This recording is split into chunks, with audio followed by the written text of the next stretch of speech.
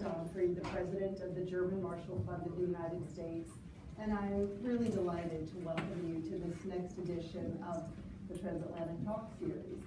And I am delighted that we have with us today the Dutch Foreign Minister, Bert Koenders, and it's a double pleasure. It's always a pleasure to have him when he's wearing his hat as a Dutch minister, but I think as all of you know, the Netherlands right now also holds the presidency of the European Union. So as a good European, he is dual-hatted. And there are so many questions that we certainly want to pose to him in the conversation today. Just to remind, the idea of the Transatlantic Talk Series is that we like to pair a senior policymaker from one side of the Atlantic with a journalist or an expert from the other side of the Atlantic. These are on-the-record conversations, and we try to cover some of the most relevant topics of the day. And as I was speaking to the minister, and I'm not going to go deeply into his bio, I know all of you have it. I mentioned his current role. He has an incredibly impressive background with deep experience both in the United Nations prior to stepping into his current position. He was an Undersecretary General of the United Nations and has lots of experience on the African continent.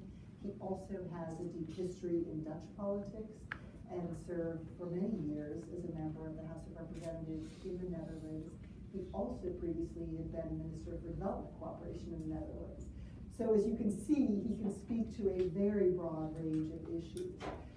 But what strikes me about his current role is I was trying to think if there's ever but been a 6-month period when an EU member state has held the presidency, where that presidency has been bedeviled by the large number of crises that are hitting Europe right now, whether that's the refugee crisis, terrorism, the possibility of a UK exit from the EU, an assertive Russia on your eastern border, a Eurozone crisis that hasn't been resolved, and we see Greece again seeking a new package. How are you managing this in the Dutch presidency? Well, we're doing our best. First of all, it is, as you say, a very challenging time, a very interesting time. We are one of the founding members of the European Union, one of the 6, and we realize very much that when we go to a European Union of 28, it's a completely different way of coming to agreement, coming to consensus. My strong belief is that the European Union, having grown from the 6 to the 28, is still an island of stability in a very, very unstable world, especially around us. If you look to the circle of instability that is around Europe at the moment, from Ukraine up to the whole area of Southeast Europe, Middle East, and then Northern Africa. It is a time in which we have to show that we export stability and we don't import instability. We try to do that with 28 countries. The presidency these days, I have to say, it's not an excuse, but it's a little bit different than 10 years ago. We have had the Lisbon Treaty. If you're very sincere, there are 2 ministers that don't guide or lead a council. That's our Prime Minister, because we have the President of the Union, it's Mr. Tusk, as you know, and the Foreign Minister. The Foreign Minister is not in the presidency as such. It's Federica Mogherini, who is our High Representative. Nevertheless, I chair another council, the General Affairs Council, which prepares the summits, and of course we have a specific role in this time and age. Now, on your specific question, what's the challenge? The challenge, I think, is twofold. Not only to get consensus with 28, which is objectively more difficult than when you are with 6. And there's nothing wrong with that. I think you can also be more forceful once you have a consensus with 28. And I just want to say here this morning, sometimes you only read in the press, Europe doesn't agree on this and that. I just want to take note of the fact that on all issues so far, we've in the end been able to reach a consensus. It's on the euro crisis, on sanctions towards Russia, on the migration deal with Turkey. There are all kinds of things that you can say around it. And I'm not saying that they're all implemented and not a lot of issues behind it.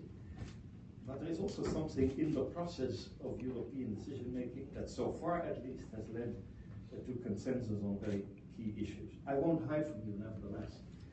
And here we have, I think, also a similarity with the United States politics, is that there are 2 types of issues that make consensus making hard. One is we have anxieties in our populations, both around economic insecurity, the squeezing of the middle class, the losers of modernization, the sense that Europeanization and globalization is not at the benefit of all, which is true. And therefore it leads to a lot of lack of confidence nationally and in European institutions. That's one element. The crisis of confidence internally, and we will have to show as political leaders in Europe that we have a new vision on that. We can come back to that in a second. The second is the consensus making in Europe, because the type of issues that you are referring to are much closer related to our national sovereignty. You talk about terrorism or migration, you directly talk about issues that are completely at the level of national decision making. With all its contradictions, best contradiction that we have to solve is the fact that we have given up the freedom of the movement of people between our borders, especially in the Schengen area. But at the same time, at the European level, there was not a managing of the external borders in terms of deciding who would come in and not. And that showed itself, was clarified in the migration crisis. So we're dealing with two issues which make the presidency complex. One is the whole issue of, if you wish, the politics of distrust, which we find around the world, which I think really the task of political leadership, political parties, new generations everywhere, to make sure that politics is up to date to the new challenges. But it reflects specifically when it comes to national and European decision making. And secondly, as I said, the issue is that on a certain areas we need less Europe, but in certain areas we need more Europe. People don't like Europe when it involves you with bureaucracy and institutions and technocracy. But people at the same time realize that when you want to really deal with the migration crisis, or when you really have to deal with issues of terrorism, or when you have a circle of instability around you, you have to do this together. So it's more Europe in some areas, but I guess less in others. And there we don't all agree on in Europe. But in my sense, and that's the positive note I wanted to mention, we're not a museum yet. Maybe I hear that sometimes. We're coming to a consensus in the end. It's logical that it's more difficult when we're 28. And maybe a last point on this as an introductory part. What I think is fascinating to do, the leadership in the European Union at this moment, is that we're actually building a European Union, if you wish, it's a little bit of a cliche, 3.0. The European Union was a little bit a legislative machinery. You have the Commission, you have the Council, you have the European Parliament, and they can take time to create results. The internal market or issues that now the importance of creating a green economy and the translating of COP21 in national decision making, very important. But you can take some time for it. So legislative, bureaucratic process. Now with migration, it's foreign policy. With the issue of how we deal with our external borders. The agreement we make with Turkey. I was just in Libya last week. How do we deal as a foreign policy cooperation in Europe? We have no time. There's not a matter of waiting for the results. And therefore we have to make the change from a lawmaking machinery to one that is visible for our citizens and where we have results. And if we don't show the results, people are very critical, and I understand that. So let me draw you So it's very easy to be in the presidency. That's clear. I want to draw you out on a few of the comments you made. This vision of the European Union as an island of stability in a region where there's great instability is key. But I want to press you on that. This idea that we don't want to import instability. There are certainly several members of the EU that would argue the policy that Germany is pursuing on refugees was bringing instability to the EU. And we saw some real divisions across the 28 member states on what the right policy to pursue in the refugee migration crisis was. And it's proven very difficult to forge a consensus at 28. There was a consensus forged around the EU-Turkey agreement that you referenced. I think there are a lot of questions in this city right now about whether that EU-Turkey agreement will hold. We saw the Turkish Prime Minister essentially forced to resign last week, in part connected to that agreement. Do you think that agreement will hold? Do you feel that that agreement is the first step on building a strong consensus in the EU about how to manage that crisis? And you mentioned that you were just in Libya. It seems that there's great concern, certainly in Italy, but in other parts of the EU, that it's just a matter of time before another path is found, not through Turkey, but maybe through Libya across the Med. So just give us a sense of how that consensus building is going on the specific issue of refugees and migration. So we go through the different areas. First on this issue of island of stability in a very unstable world. That doesn't mean we're not vulnerable, obviously, and we're not prone to importing instability.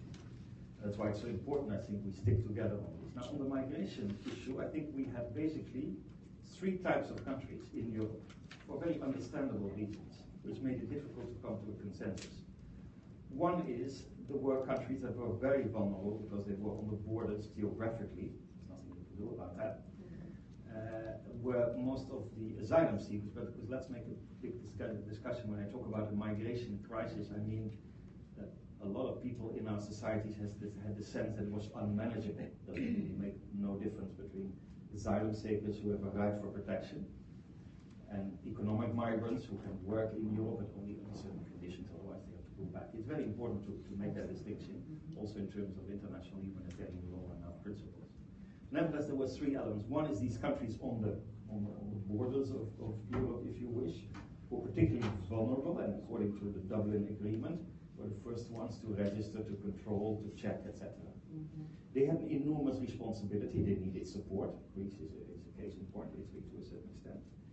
Then there were countries where you could say there was a sort of a wave-through policy. The refugees didn't want to stay there, but they would move to Germany or to Sweden, also to the Netherlands, maybe one or two other countries. You already have three types of countries that therefore have, if you wish, at the short term, different interests. And so the big challenge was for not the presidency, especially the European Commission, the Council, to forge a consensus between these countries. And that had to do with, I think, two elements. First, strengthening the external borders and supporting also those countries that were, if you wish, on the front line. Secondly, create a system of internal solidarity, which, as you know, was not very easy. But some countries basically said, it's not our business. Refugees don't want to stay with us, don't force us. And a third group of countries said, we are very keen also to assist in this, but we don't want to carry all the burdens. That's why we came to a system which I think in itself, and we have to, I grant you that, any agreement in this time and age has to be approved the Parliament and eating. This package, I think, is logical in the sense that, first of all, if you have an internal free market of people and you don't have external borders with all these issues of registration that deals with asylum seekers, that's been improved. You see there's massive support now to Greece and other countries. Secondly, we have an external arrangement on part of the problem, not a complete issue, that is the agreement with Turkey. And there, I'm very keen on this. I think it's an important agreement. I think it is not an agreement in which we simply export the problem, because the idea is that you literally kill the smugglers' business model, where people are killed on the sea or in the desert in the Sahara, but you give also a legal way for people to come to Europe. That's part of the Turkey deal. So which basically say people they can ask for asylum in individual cases in Greece. If not, they're sent back, and one-to-one, there's also a legal avenue to go to Europe. In my view, that makes a lot of sense. The third element of that is, of course, also economic and political support for the countries that then, of course, work in the region. Is it going to work or not, and what is happening in Turkey right now? Well, listen, I think a deal is a deal, and we will simply have to on both sides, we have to abide by what we have promised each other. And as you know, for Turkey, important elements are the visa liberalization. There's now a discussion on that. We have visa liberalization is simply something that you can do according, and can be even to the benefit of us, because you have biometric passports and all that kind of thing. But you need certain conditions, and they have to be met. And we have to see if they are going to be met. As we, from the European side, have to make sure that the money is spent well on the support for refugee communities in Turkey. And other arrangements that are part of that deal.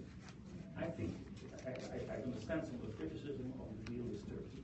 At the same time, I want to say it's also geography. You cannot, it's geography. There is a country which is between the horrific, I hope we can talk about that because that's of course the source of all this, the enormous problems in Syria, the lack of protection of people, the lack of consensus in the Security Council, the very difficult road of Special Representative in Mistura and peace process in Syria. That's of course all at the origin of this. But if we look at some of the symptoms and the management of that, I think Europe has agreed to do this together, but you're right, this is not a one-off. This is something that will prove itself in the coming weeks and months. So when I was thinking about your EU presidency, there sometimes can be awkward moments in the presidency for a country, and I felt like one of those was April 6th, when you had a referendum in the Netherlands on the EU-Ukraine Association Agreement. And you needed a 30% turnout, and then the referendum would be deemed to be legitimate, and 60% of the people who voted against the association agreement. And you've been trying to manage this ever since, because the member states essentially had already blessed this association agreement, but now you have some significant percentage of the Dutch saying we don't support this. Tell us how to interpret that outcome and then how you'll manage it. Yeah, there may be three elements to that. First of all, the first element is that this law in the Netherlands is a new law. We don't have a referenda system, and it's a consultative referendum, by the way. It's not it's advisory. Non-binding. Mm-hmm. Non-binding. And you needed, I think, 400,000 signatures to put forward a proposal for a referendum on issue A or B, and this happened to be the association agreement with the Ukraine, which was quite unexpected, frankly. I would have expected, frankly, as a member of the government, that this would be the issue in which 400,000 signatures would be organized. That's number one. So it's just a fact. It's a consultative advisory referendum. It's based on a new law, and I think it's a democratic instrument in that sense. If we talk about Europe, which has to be, I'm not saying close to its citizens, but has all kind of elements also of democratic accountability. Well, there is this proposal. I can have my ideas about that. Why it's just that topic and not another one. For a foreign minister, it would be definitely easier if it was another one, but this was the one. Okay. The second is. There was a lot of debate in the Netherlands, obviously, on the content of this. I have very much campaigned in favor of this association agreement for many reasons. I remember the people being killed on Maidan Square for this. I think it's an important association agreement. We all know the history of that. Also, the way that this has been very controversial between the Russian Federation and Europe. I feel very much that it's important that the association agreement not only underpins almost as an alternative to European Union membership, a larger range of deep, DCFTA, we call it a deep and comprehensive free trade arrangement of agreements. So it leads not only to freer trade with some transition phases for both economies, if you wish, but also it deals with human rights, with anti-corruption, with stability.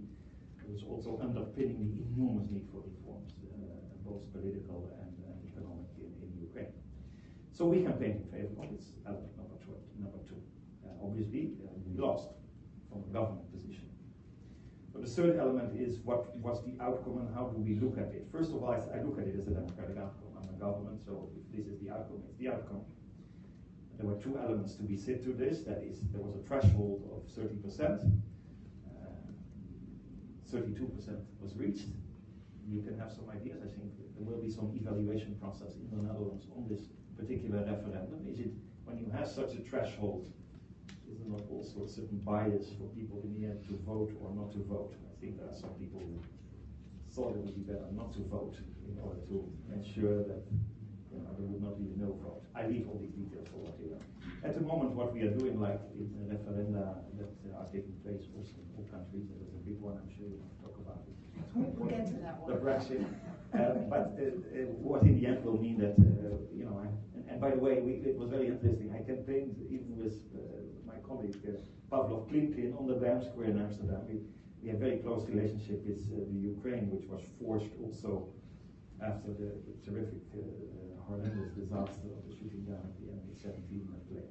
It's now my task, and I'm not going to discuss that openly, to discuss with my colleagues in the European Council how we found a solution to this in a way that reflects both the wishes of the outcome of the referendum and of course the wishes of 27 other member states to continue the association. In referencing the downing of MH17 as you just did, of course that event played a very important role, I think, in the European Union's response to Russian aggression in Ukraine. And I'm not sure without that, actually, that the European Union would have approved sectoral sanctions against Russia. Something that will come up also in the presidency is whether the EU will extend those sanctions for another 6 months. They're slated now to expire at the end of June. Just sitting outside the EU, it does seem that there are some splits growing among EU member states about the utility of the sanctions on the one hand.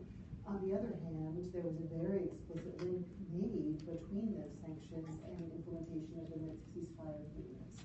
And could you just give us a sense of how you see that issue of sanctions playing out in the coming months? Actually, it's a big handicap to be president of the European Union because you have to make sure that you force a consensus. And if you were talking to me about other all kind of divisions,